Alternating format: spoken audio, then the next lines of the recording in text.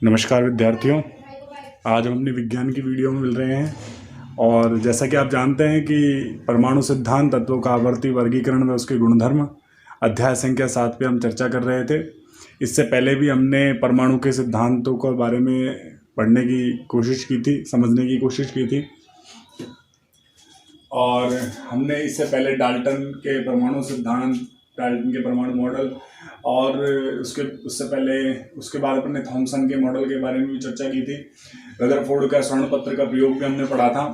आज हम पढ़ने वाले हैं नील्स बोर की परिकल्पना के बारे में। नील्स बोर क्या कहते हैं और परमाणु के बारे में उन्होंने क्या सिद्धांत दिया था, उसको हम समझने का प्रयास करते हैं। देखिए, नील्स बोर की परिकल्पना ये कहते हैं कि परमाणु के केंद्र में नाभिक होता है।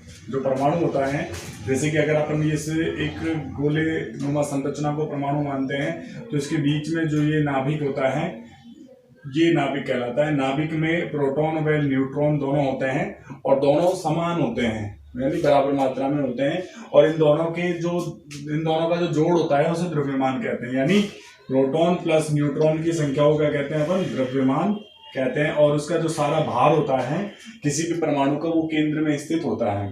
ठीक है, तो परमाणु के केंद्र में नाभिक होता है, प्रोटॉन न्यूट्रॉन इसमें पाए जाते हैं। अब आप जानते हैं न्यूट्रॉन तो न्यूट्रल होता है, जीरो होता है, प्रोटॉन के पास प्लस होता है। तो ये क्या होते हैं? धनावेश होते हैं। क्या लिखा है इसमें? जिसमें धनावेश प्रोटॉन होते हैं। जिसमें क्या होते हैं? धनावेश प्रोटॉन होते हैं। इलेक्ट्रॉन की कक्षाएं, अब दूसरी बात करते हैं कि इलेक्ट्रॉन परमाणु की कक्षाओं में चक्कर लगाते रहते हैं। जो इलेक्ट्रॉन होते हैं वो क्या करते हैं? परमाणु की कक्षाओं में चक्कर लगाते रहते हैं। जैसे कि अगर अपन फिर से परमाणु की संरचना बनाते हैं तो अगर हमने ये एक परमाणु की संरचना बनाई है, आपको ध्यान रखना होगा पहली कक्षा में हमेशा कितने इलेक्ट्रॉन होते हैं? 2 इलेक्ट्रॉन होते हैं। मैं इनको क्रॉस के द्वारा इनको समझाने का प्रयास कर रहा हूँ। 2 इलेक्ट्रॉन मैंने यहाँ बना दिए। 1 2 3 4 5 6 इलेक्ट्रॉन मैंने यहाँ बनाए हैं। तो 6 और 2 कितने हो जाते हैं? 8 हो जाते हैं। तो मैंने किसका परमाणु बनाया है? ऑक्सीजन का परमाणु मैंने बनाया है। किसका बनाया है? ऑक्सीजन का परमाणु बनाया है। ऑक्सीजन का परमाणु। मैंने O2 क्यों नहीं लिखा है? अगर परमाणु परमाणु जुड़ जाते तो अणु नहीं बन जाते, इसलिए मैंने O लिखा है। ठीक है, अब जो ये इलेक्ट्रॉन होते हैं ये इसकी बाहरी कक्षाओं में चक्कर लगाते हुए रहते हैं, जिसके कारण इनकी एक ऊर्जा स्तर का निर्माण होता है। जब ये चक्कर लगाते रहते हैं तो ऊर्जा स्तर का क्या होता है? निर्माण होता है।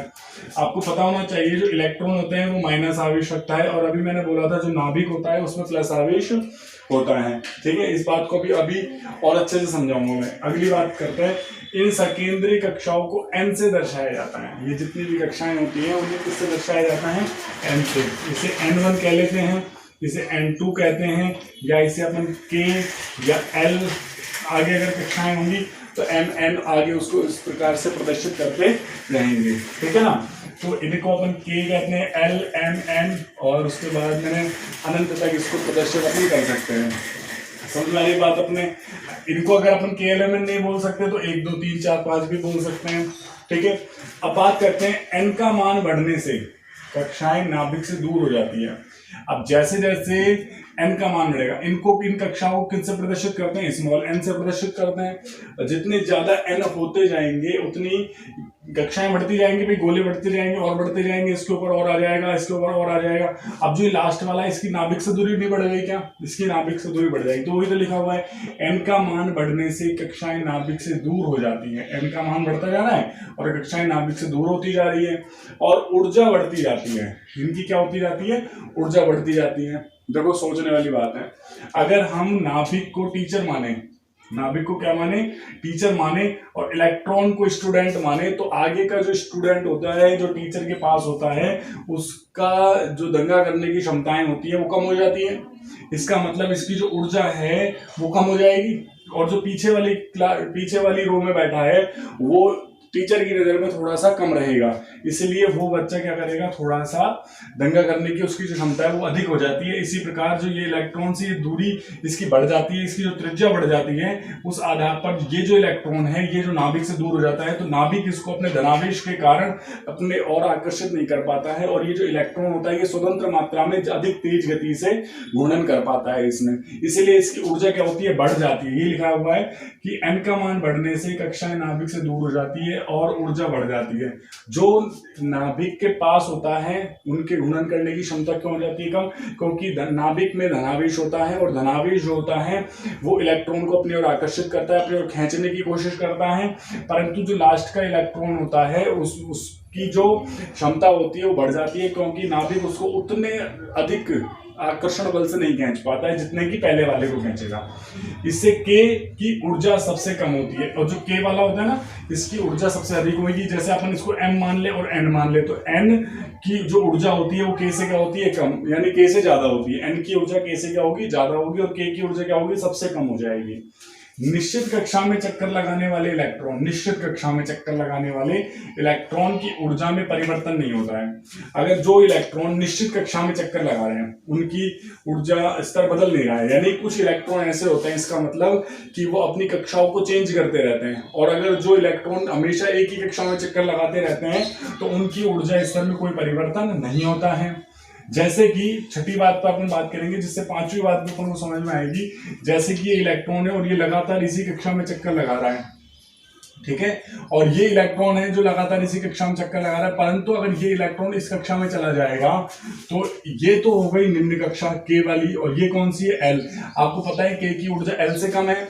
अगर ये के से एल में ट्रांसफर हो जाएगा तो ये ऊर्जा का क्या करेगा? अवशोषण करेगा, ठीक है। अगर हमको कोई 10th क्लास पढ़ने ना दे और डायरेक्टली अपन को 12वीं क्लास में बैठा दे तो अपना तो समय बच जाएगा, अपन 2 साल एक्स्ट्रा में चले जाएंगे। उसी प्रकार अगर एक जो इलेक्ट्रॉन है के कक्षा का इलेक्ट्रॉन को अगर एल में डाल देंगे तो जो ये इलेक्ट्रॉन है ना ये ऊर्जा को अवशोषित करेगा, ठीक है। और अगर कोई इलेक्ट्रॉन यहाँ पर है और वो नीचे वाली कक्षा में आ जाता है, यानी एल से कहाँ जाता है? के में आ जाता है, तो उसकी ऊर्जा का क्या हो जाएगा? उत्सर्जन। अगर अपन 10th क्लास में और कोई हमें 8वीं क्लास में बैठा देगा तो हमारा टाइम वेस्ट हो जाएगा, हमारा क्या बोलते हैं पैसा वेस्ट हो जाएगा, और जो हमने इतना कुछ सीखा है वो भी एक तरह से क्या हो जाएगा? खराब हो जाएगा। यानी एक तरह से कहने वाली बात यह है कि उच्च से निम्न में जाएगा तो ऊर्जा का उत्सर्जन होगा, और निम्न से उच्च में जाएगा तो ऊर्जा का क्या हो जाएगा? अवशोषण हो जाएगा।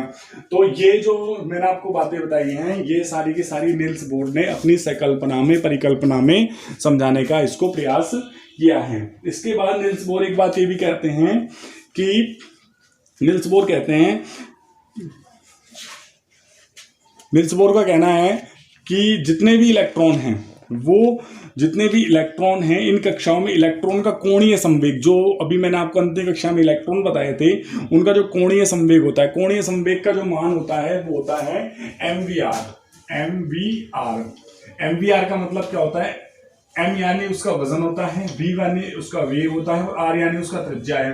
भाई गोलीय पथ में गति कर रहा है तो उसकी त्रिज्या हमें पता होनी चाहिए, उसका वेग पता होना चाहिए, और उस वस्तु का भार हमें पता होना चाहिए। इसे क्या बोलेंगे अपन? कोणीय संवेग बोलते हैं, ठीक है। इन्होंने बोला कि इलेक्ट्रॉन का कोणीय संवेग MVR बराबर h/2π होता है। MVR किसके बराबर होता है? h/2π के बराबर होता है। MVR किसके बराबर होता है? h/2π के बराबर होता है, ठीक है। इन्होंने बताया यहाँ h जो होता है ये प्लांक स्थिरांक होता है। प्लांक एक वैज्ञानिक का नाम है। m बराबर इलेक्ट्रॉन का द्रव्यमान होता है, v इलेक्ट्रॉन का वेग है, r कक्षा की त्रिज्या है। अर्थात इलेक्ट्रॉन केवल उन्हीं कक्षाओं में गति करता है जिनका कोणीय संवेग NH/2π के बराबर होता है। ये MVR जिसका कोणीय संवेग होता है उन्हीं में ही इलेक्ट्रॉन गति करते हैं, अदरवाइज इलेक्ट्रॉन गति नहीं करते हैं, ठीक है। अब भी आपको छठी बात समझ में आ गई। अगर इलेक्ट्रॉन उच्च कक्षा से निम्न कक्षा में जाता है, कौन सी कक्षा से? उच्च कक्षा से निम्न में जाता है तो ऊर्जा का उत्सर्जन होता है, और निम्न से उच्च में जाता है तो ऊर्जा का अवशोषण होता है। इतनी संकल्पना इतनी अच्छा इन्होंने समझाने के बाद भी इनके मॉडल में कुछ कमियां रह गई हैं। वो कमियां क्या हैं? अधिक इलेक्ट्रॉन वाले परमाणु मॉडल को इससे समझाया नहीं गया है, यानी जिनमें अधिक इलेक्ट्रॉन है, कम इलेक्ट्रॉन वालों को तो समझा दिया इन्होंने, परंतु जिनमें कम इलेक्ट्रॉन पाए जाते हैं उनको ये ठीक ढंग से नहीं समझा पाए हैं। यह परमाणु द्वारा रासायनिक बंध बनाकर अणु बनाने की प्रक्रिया को भी नहीं समझा पाए हैं। तो ये इसकी 2-3 कमियां हैं, और इन कमियों को भी आपको याद रखना है। पेपर में कई बार कमियों के बारे में पूछ लिया जाता है, और आप सभी इस नील्स बोर की परिकल्पना को याद करें। पेपर में कई बार पूछा गया है और 3 नंबर का टॉपिक अच्छा बनता है। आप देखो, मैंने आपको गिनती की 6 बातें बताई हैं, आपको ये याद रखनी है। मैंने आपको समझाने का प्रयास भी किया है, कुछ भी नहीं है, बहुत ईजी सा टॉपिक है। आप इसको बार बार देखेंगे तो आपको समझ में आएगा। और वीडियो को पूरा देखें ताकि आपको समझ में आए, और अगर नहीं समझ में आता है तो बार बार देखें। और फिर भी अगर आपको कोई प्रॉब्लम लगती है तो मुझे कमेंट्स में ज़रूर बताएं। अपने खाली समय का उपयोग करते रहें और वीडियो को देखते रहें। धन्यवाद।